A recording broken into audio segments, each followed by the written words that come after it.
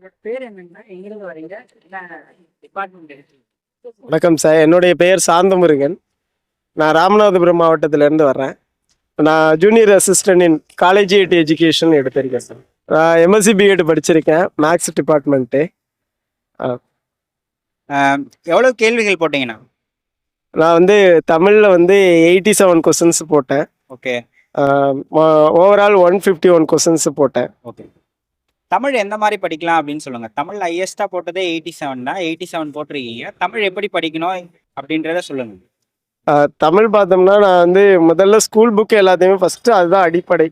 பள்ளி பாட புத்தகங்கள், புது புத்தகங்கள், பழைய புத்தகம், இது எல்லாத்தையுமே படித்தேன். ஸோ இது தவிர்த்து கூடுதலாக சிறப்பு தமிழ், புது எடிஷன், பழைய எடிஷன் ரெண்டுமே படிச்சிருந்தேன்.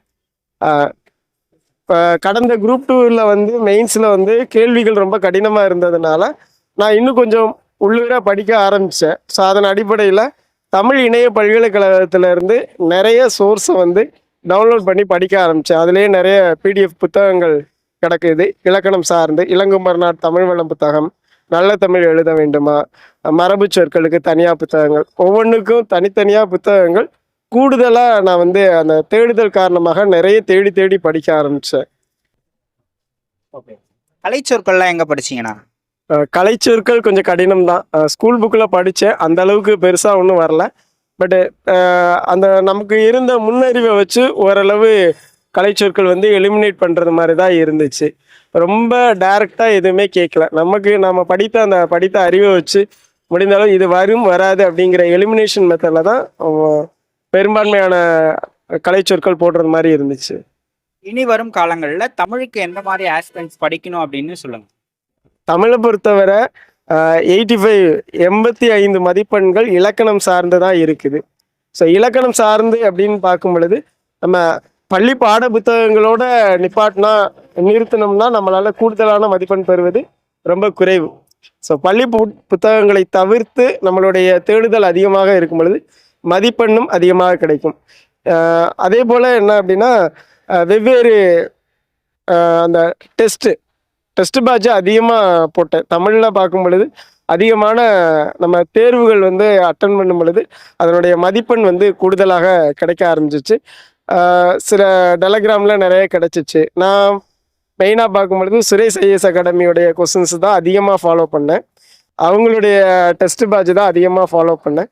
ஸோ அது பார்க்கும் பொழுது எனக்கு இன்னும் கூடுதலாக என்ன அப்படின்னா, தெரியாத வினாக்களுக்கு விடை தேடும் பொழுது கூடுதலான தகவல்கள் கிடைச்சிச்சு. யூனிட் 7 தமிழில் இந்த இலக்கியம், தமிழறிஞர்கள், தமிழ் தொண்டு, அந்த இதுக்கு எப்படி படிக்கணுன்றதை சொல்லுங்கள். தமிழறிஞர், தமிழ் தொண்டு அவங்க சிலபஸில் கொடுத்தது. ஏன்னா அது ஒரு 15 மதிப்பெண்ணுக்கு கேட்டிருந்தாங்க. ஸ்கூல் புக்கில் உள்ளதாக படிச்சுட்டு போனோம். அது தவிர்த்து அவங்கள சார்ந்த விஷயங்கள் வேறு என்ன இருக்குதோ அதை அந்த விக்கிபீடியா இந்த மாதிரி விஷயங்கள்லாம் படித்தோம். மறுவரை எங்களுக்கு பார்க்கும் பொழுது எங்களுக்கு அந்த சுரேஷ் அகாடமியோடைய அந்த பாட புத்தகத்திலேயே அவங்களே தொகுத்து கொடுத்துருந்தாங்க. அதனால் அது படிக்கிறதுக்கு கொஞ்சம் எளிமையாக இருந்துச்சு. முழுமையாக இலக்கணத்துக்கு தான் நாங்கள் அதிக முக்கியத்துவம் கொடுத்து படித்தோம். ஏன்னா அதுதான் கடினமாக இருக்கும் அப்படிங்கிற மாதிரி எதிர்பார்த்தோம். கடினமாகவும் இருந்துச்சு. அந்த பயிற்சி எனக்கு கூடுதலாக ஒரு படி முன்னாடி போகிறதுக்கு கொஞ்சம் வழிகாட்டியாக இருந்துச்சு. இந்த மொழிபெயர்ப்புலாம் எளிமையானதா இல்லை அதெல்லாம் எங்கே படிச்சிங்கண்ணா? மொழிபெயர்ப்புங்கிறப்ப அது பெருசாக ஒன்றும் கேட்கல. நம்ம ரொம்ப எளிமையான வார்த்தைகளாக தான் இருந்துச்சு. அவங்க கடினத்தன்மை அப்படின்னு காட்டினது அந்த மயங்கொலி சொற்கள் அந்த மாதிரி இது. அதே போல் பழமொழிகள் கேட்கும் பொழுது அது கொஞ்சம் கூடுதலாக கவனம் செலுத்த வேண்டியதாக இருந்துச்சு. அதே போல் கலைச்சொற்கள் கடினமாக இருந்துச்சு. மற்றபடி இலக்கணம் சார்ந்த தலைப்புகள் எல்லாமே ஓரளவு எளிமையாகத்தான் இருந்துச்சு. இந்த வெளியே பப்ளிகேஷன்ஸ் போடுற புக்ஸ் எதுவும் படிக்க வேண்டியதாக இருக்குமா தமிழுக்கு? குறிப்பிட்டு சொல்கிற அளவுக்கு நான் எதுவும் படிக்கலை. நான் ரொம்ப அதிகமாக படிக்கிறத விட சுரேஷ் அகாடமி புக்கு படித்தேன். ப்ளஸ் ரெண்டாவது என்ன அப்படின்னா, தமிழ் இணைய பல்கலைக்கழகத்தில் நிறைய தேடி படித்தேன்.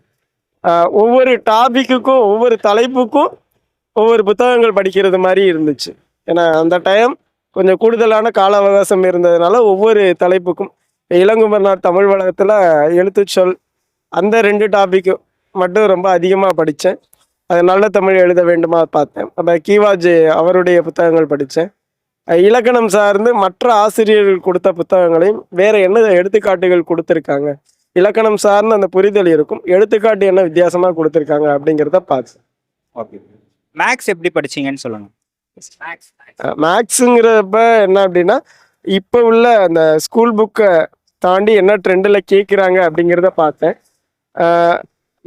இப்போ வந்து கணிதம் சார்ந்த பாடமும் ஆப்டிடியூட் அண்ட் ரீசனிங் ரொம்ப கடினமாக தான் இருந்துச்சு. இருந்தாலும் அதுக்கு வந்து பயிற்சி, டெய்லி ப்ராக்டிஸ், ஒவ்வொரு முறையும் அதை எந்த கணக்கு வந்து நமக்கு எந்த ஏரியாவில் வந்து ரொம்ப லேக் ஆகிறோம், ரொம்ப தெளிவாக உணர்றோம்னு தெரிஞ்சோமோ அந்த பாடத்துக்கு கொஞ்சம் அந்த தலைப்புக்கு கொஞ்சம் கூடுதல் அவகாசம் கொடுத்து அந்த பயிற்சியை அதிகப்படுத்தும். ஜிஎஸ்க்கு அவுட் சோர்ஸ் புக் எதுவும் படிச்சீங்களா? ஜிஎஸ்க்கு அவுட் சோர்ஸு அப்படிங்கிறத விட அந்த அகாடமிக் புக்கு படித்தேன், ப்ளஸ் ஸ்கூல் புக்கு ஃபஸ்ட்டு படித்தேன். ஸ்கூல் புக்கை தாண்டி ஒரு அவுட் சோர்ஸு அப்படின்னா அகாடமியோடைய புத்தகங்கள் தான் படித்தேன். வேறு எதுவும் பெருசாக ஒன்றும் வெளியில் போய் படிக்கலை. எக்ஸாம் ஹாலில் என்னென்ன மிஸ்டேக்ஸ் பண்ணக்கூடாதுன்னு சொல்லுங்கள். எக்ஸாம் ஹாலில் முன்னாடி அந்த டபுள் ஷாட் பண்ணுவாங்க, 2 இடங்கள்ல வந்து டபுள் ஷாட் பண்ணுவாங்க. சில நேரங்களில் புள்ளி வச்சுட்டு மறுபடியும் மாற்றி இது பண்ணுவாங்க. இந்த மாதிரியான தவறுகள் நான் செய்யலை. ஏன் அப்படின்னா இந்த டெஸ்ட் ப்ராக்டிஸ் ஓஎம்ஆர் ஷீட்டில் அடிக்கடி ப்ராக்டிஸ் பண்ணதுனால, பயிற்சி எடுத்ததுனால அந்த தவறுதல் செய்கிறதுக்கான வாய்ப்பு இல்லை. நான் முடிஞ்ச அளவு அதை தவிர்த்துட்டேன்.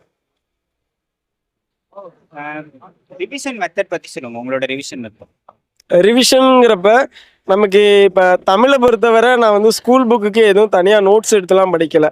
ஏன்னா திரும்ப 2022 படிக்கிறதுனால திரும்ப ஸ்கூல் புக்கு படித்ததுனால தனியாக நோட்ஸ் எடுத்து படிக்கல. பட் அந்த தமிழ் இணைய பல்கலைக்கழகம் இந்த மாதிரி அதர் சோர்ஸ் வெளியிலேருந்து நான் படிக்கும் பொழுது ஏதாச்சும் ஒரு முக்கியமான அந்த புத்தகங்களை வாசிக்க ஆரம்பிக்கிறேன் அப்படின்னா அதில் இருந்து மட்டும் ஹிண்ட்ஸ் எடுத்துக்கிட்டேன். தமிழை பொறுத்தவரை. மேக்ஸை பொறுத்தவரை என்ன அப்படின்னா பெருசாக திரும்ப மெத்தட் எல்லாமே ஞாபகம் வந்துருச்சு. 22 ப்ரிப்பரேஷன் இருக்கிறதுனால. ஸோ என்ன பண்ணேன் அப்படின்னா டெஸ்ட்டு கொஸ்டின்ஸாக எடுத்து அதை சால்வ் பண்ண ஆரம்பித்தேன். ஒரே டாபிக்கு ஒரே தலைப்பு சார்ந்து பயிற்சி எடுக்கும் பொழுது தொய்வாக இருந்துச்சு. சில நேரங்களில் களைப்பாக இருக்கும், சில நேரங்களில் அந்த இன்ட்ரெஸ்ட் குறையிறது மாதிரி இருக்கும். அதனால் என்ன பண்ணிட்டேன் அப்படின்னா அதிலேருந்து என்ன பண்ணிட்டேன் அப்படின்னா 25 கொஸ்டின்ஸுமே என்ன அப்படின்னா கொலாப்ஸாக இருக்குது, அதை கலந்து இருக்கக்கூடிய அந்த இதை எடுத்து ப்ராக்டிஸ் பண்ணேன். ஓகே. நோட்ஸ்லாம் எடுத்தீங்களா சார்? நோட்ஸ் வந்து எனக்கு எது கடினமாக தெரியுதோ அந்த பாடங்களுக்கு மட்டும் எடுத்தேன். இப்போ எடுத்துக்காட்டு இப்போ ஹிஸ்ட்ரி இந்த மாதிரி தெரியுது, அல்லது தமிழ் சொசைட்டியில் அந்த லிட்டரேச்சர் பார்ட்டு எதுவும் எடுக்க மாட்டேன். பின்னாடி ஐஎன்எம் பார்ட் வரும், ஐஎன்எம்முக்கும் அதுக்கும் சேர்த்து ஒரே மாதிரி நோட்ஸ் எடுத்துக்கிட்டேன். தனித்து எதுவும் புத்தகங்கள்லாம் ஜிஎஸ்க்கு நான் படிக்கலை. ஸ்கூல் புக்கை தவிர்த்து அந்த இன்ஸ்டியூட்டில் கொடுத்த மெட்டீரியலை படித்தேன், அவ்வளோதான். எத்தனாவது முயற்சியில் வெற்றி பெற்றிருக்கீங்க? நான் இது எனக்கு 3வது முயற்சினே சொல்லலாம். ஏன்னா 2022 ஸ்டார்ட் பண்ணேன். அப்போ 2 வாட்டி எனக்கு கிடைக்கல. நான் முழுமையாக அதுக்கு வந்து தயாராகவே இல்லை. அதுக்கப்புறம் இந்த வாட்டி தான் கிடைச்சிருக்கு. அப்போ என்ன தவறு பண்ணதான் நினைக்கிறீங்க எக்ஸாம் ஹாலில்? தவறு அப்படின்னா தமிழ் கடினமாக இருக்கும் அப்படின்னு நினச்சிட்டு தமிழுக்கு கூடுதல் கவனம் கொடுத்தேன். கணித பாடம் எடுத்து படித்ததுனால கணிதத்துக்கு நான் அந்த அளவுக்கு இம்பார்ட்டன்ட் கொடுக்கல. அது வந்துருச்சு, அதுவாகவே ப்ராக்டிஸ்லேயே வந்துருச்சு, பயிற்சியிலே. ஜிஎஸ்க்கு இன்னும் கூடுதல் கவனம் கொடுத்துருக்கலாம் அப்படிங்கிறது தான் என்னோட இது. ரொம்ப குறைவான மதிப்பெண் தான் ஜிஎஸ்ல என்னால் போட முடிஞ்சிச்சு. தமிழில் நல்ல மதிப்பெண், கணிதத்தில் நல்ல மதிப்பெண், ஜென்ரல் அவேர்னஸில் ரொம்ப குறைவாக தான் இருந்துச்சு. இனிமேல் படிக்கக்கூடிய புதுசாக ஒருத்தவங்க படிக்க வராங்க அப்படின்னா அவங்க எங்கேருந்து படிக்க தொடங்கலாம், எப்படி படிக்கலான்ற அறிவுரை சொல்லுவோம். அடிப்படை அப்படின்னா எல்லாரும் சொல்கிறது தான் ஸ்கூல் புக்கு ஃபஸ்ட்டு. அதுக்கு தான் முதல் ப்ரிப்பரேஷன். ஏன்னா ஸ்கூல் புக்கு படிக்காமல் ஒரு சோர்ஸ் புக்கை ரெஃபர் பண்ணோம் அப்படின்னா அடிப்படையான விஷயங்கள் நமக்கு எதுவுமே தெரியாது. முதல்ல ஸ்கூல் புக்கில் என்ன சொல்லியிருக்காங்க அப்படிங்கிறது. இப்போ நமக்கு கூடுதலாக ஏதாவது ஒரு ஸ்கூல் புக்கு கலெக்ட் பண்ணுறது ரொம்ப கடினமாக இருந்துச்சு அப்படின்னா நம்ம ஒரு இன்ஸ்டியூட்டோட ஒரு மெட்டீரியலை நம்ம ஃபாலோ பண்ணலாம். ஏன்னா அவங்க மொத்த தலைப்பையுமே தொகுத்து கொடுத்துருப்பாங்க. அது நம்ம படிக்கிறதுக்கு இன்னும் கொஞ்சம் கூடுதலாக நேரம் விரயமாகிறத கொஞ்சம் மிச்சப்படுத்தி கொடுப்பாங்க. நீங்கள் ஆஸ்பிரண்ட்ஸ்க்கு என்ன மெசேஜ் சொல்கிறீங்க? ஆஸ்பிரண்ட்டுக்கு மெசேஜ் என்ன அப்படின்னா, இப்போ நான் குரூப் 4 கிளியர் ஆகிருக்கு. ஸோ இதுதான் நம்மளுடைய கடைசி இலக்கு அப்படிங்கிற மாதிரி வைக்காமல் அடுத்தடுத்து நம்ம இலக்குகளை வந்து அதிகப்படுத்திட்டு போகணும், முயற்சியை அதிகப்படுத்திட்டு போகணும். இந்த மூமெண்ட் எப்படி இருக்குது ஆர்டர் வாங்கினது? 22 முயற்சி செய்கிறேன். அதுக்கு முன்னாடி ஸ்கூல் காலேஜ் படிக்கையில் நான் எழுதியிருக்கேன். பட் அந்த தேர்வு சார்ந்த எந்த ஒரு விழிப்புணர்வும் கிடையாது. எல்லாரும் போகிறாங்க, அட்டன் பண்ணுவேன், எழுதுவேன், அவ்வளோதான். ரிசல்ட்டு கூட பார்க்க மாட்டேன். என்ன எக்ஸாம் எழுதுனேன்னு எனக்கு தெரியாது. ஆனால் 22 இருந்து தான் என்னுடைய பயிற்சி முழுமையாக ஆரம்பத்தில் இருந்து தொடங்குச்சு. ஒரு இவ்வளோ காலத்துக்கு அப்புறம் கிடைச்சிருக்கிறது அடுத்த முயற்சிக்கு இன்னும் ஒரு உத்வேகம் கொடுப்பது போல உணர்கிறேன். நன்றி. ரொம்ப நன்றி சார். தேங்க்யூ.